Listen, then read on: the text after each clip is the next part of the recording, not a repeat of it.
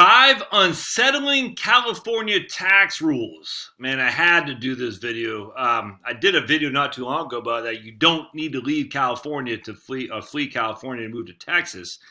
But then you read stuff like this, you're like, from an income tax perspective, not a huge issue. But let's dive into this. This is freaking insane, man. And it's only going to get worse. It's just, you think about California, Nixon, Ronald Reagan, Pete Wilson. If you ever need a reason to oppose open borders, you just look at California. Sadly, some people on my side of the aisle, the conservatarians say we need open borders. Nuts. All right, so it's not. Look, it's just nuts. All right, so let's just read this. Robert Wood writes. I'm not sure who old Robert is. Let's see. He focused on taxes and litigation, so he sounds like an attorney. A couple of typos in here. Wood LLP, addressing tax problems, disputes, and he writes tax opinions. All right, so let's read this. You live in California, even if you don't, you probably know something about California taxes. They are high, the highest in the nation. And the state's tax man is aggressive too, way more aggressive than you might think. Think the IRS is tough? The California's Franchise Tax Board is generally regarded as more uncompromising when it comes to tax disputes. The Franchise Tax Board. What else should you know about California taxes? Well, consider these 5 things. California capital gains taxes are among the highest in the world. All right, with a top income tax rate of 13.3%, California taxes hurt. But one of the biggest complaints I hear is not about the top rate, because it doesn't affect that many people, but it's about the capital gains rate. With the IRS, the top tax capital gain is 20, and you have the 3.8% net investment tax under Obamacare, and you have 23.8% to the IRS if you're in the highest tax bracket. Do you get any kind of capital gain break in California? No! Californians pay up to 13.3% on their capital gains too. So by paying 23.8 plus a 13.3% to Californians, most are paying more on capital gain than virtually anyone else in the world. Those disproportionately high California taxes are increasingly large share of the tax burden. It is one reason that California's 13.3% tax on capital gains inspires move then sell tax. I don't get what that means. Inspires moving to sell tactics. Then sell. Okay, it's moving as opposed to selling and paying the tax. Moving to no tax Texas, Florida, Nevada, Washington look pretty good. Let's see what article this is. What he's talking about here from Forbes. Yeah, all right. Inspires move then sell. Okay, gotcha. So is it the tax capital gains of their highest temporary tax bracket? Is that what it is? Let's see here. This is dated 2017. Extend the 30. Okay, when people talk about moving away, federal level capital gain is 20%. We were top of that. Okay, so California does not pay long-term capital gains at a lower rate. They pay it as ordinary income. Oh man, yeah, that's bad. All right, so let's keep reading. There are more millionaires and billionaires in California than anywhere else. Forget per capita rates or other statistics. California has more than 1 million millionaires. That's hands down more than any other state. But hey, it has more billionaires than any other state too. That means paying a lot of California taxes. If you don't file a tax return in California, the state can audit you forever. Okay, maybe this isn't bizarre, but it's still important. If you don't file a California state tax return, they can come after you forever. The statute of limitations never runs out.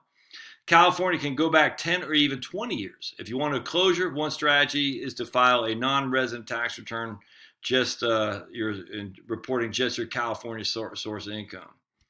Some people intentionally generate some income in the Golden State so they can file the tax return, and that has a statute of limitations. After 4 years when you file the return, if the state hasn't audited you, that year is closed. And after that, California can't come after you, even if California says you're a resident. Why 4 years? The IRS normally gets 3 years to audit a tax return. California gets 4, one more than the feds. You could leave, but you can't hide. The thought of leaving California over taxes is nothing new. California's Franchise Tax Board monitors the line between residents and non-residents. Yeah, I deal with that all the time with New York and New Jersey, things like that. But be careful of timing. Even when California agrees that you moved, they might not agree when you moved. And so they could, if you move from California to Texas and sell appreciated stock, California might agree that you moved, but might say you didn't actually establish residency in Texas and depart California for tax purposes until 7 months after. I've actually heard of that. Just dealing with Californians can mean taxes. This one is a shocker, even by California standards. California is sending tax bills to plenty of non-residents who just do business with Californians. Consider gig economy workers who work remote and many other people out there. We have the case of Blair Binley. He lived and worked in Arizona writing screenplays that he sent to studios in California. Since some of his customers were located in California, the state said his business, which was just him, had to pay taxes in the Golden State. The California Franchise Tax Board batched income records showing that he collected $40,000 of income from California companies. Not surprisingly, he did not file a California tax return, and that meant the state California statute of limitations would never start to run. He worked for himself writing and selling his scripts and basically did the same kind of work for non-California and California companies.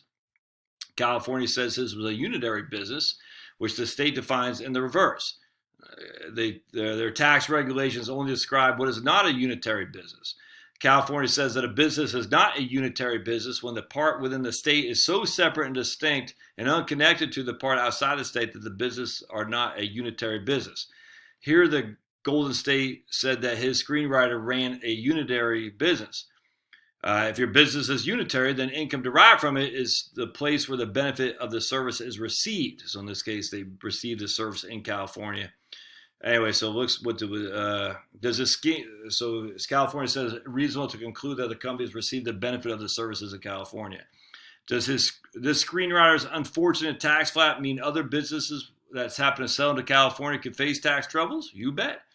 California can even push on a sole proprietor who might have California customers. That'd be me. They might have to file California returns and pay California taxes. This is so even if all the services are performed outside California, and even if the sole proprietor has no connection to California, you still have to pay taxes. But hey, the state seems to be saying California needs the money. Yeah, man, nuts. Well, there you go. The great state of California, always out to get more. The capital gain stuff. Hold on just a second. Let me see something. All right, so here's the personal income tax, and it looks like it's this. Actually, if you make less than $286,000 is 9.3, which is this is for married people. That actually would give you a lower capital gain tax. I don't know how it works in other states. I don't know how it works, like capital gain tax in Georgia. But that tells me right there, you pay 10% to you pay 15% to the feds, but 9.3 to the state, which is a lot, don't get me wrong, but it's not the same as, I don't know, that's interesting. So is it ordinary income? I'm not sure how other states tax capital, I just don't know. But if you are, either way, if you're making $85,000 a year, you're going to pay 9.3% is your marginal tax rate. And then you'll pay, if you have a $15,000 capital gain, you'll pay 9.3% on that, presumably. So that's that's pretty high. But again, I mean, that's they don't tax Social Security. You got to keep that in mind. Real property tax, inheritance has no inheritance tax, and state tax was phased out. Voluntary. Okay, so anyway, that doesn't look extraordinarily high to me. Now, if you have capital gains, it could be for sure. I don't know how that works, but that's interesting. How do other states? I don't know. I don't know how it works. That's interesting. So anyway, there you go. State of California. Love you.